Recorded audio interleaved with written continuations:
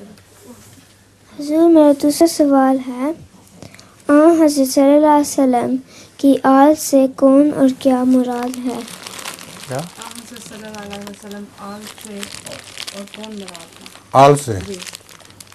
आल से मुराद सबसे पहले तो आपके हज़रत फातिमा के बतन से जो बच्चे थे ना, वो नंबर 1 हैं आल।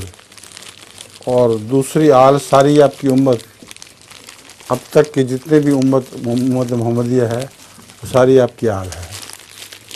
क्यों कहते हैं सल्लल्लाहु अला मोहम्मद व अला आले मोहम्मद, उससे मुराद तमाम मुसलमान जो सच्चे दिल से रसूल सल्लल्लाहु पर ईमान लाते हैं वो हुआ करते हैं। आ जाओ नीला।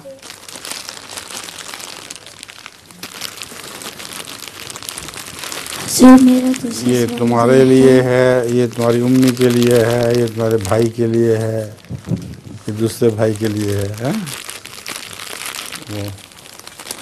हाँ जी, कौन है अब?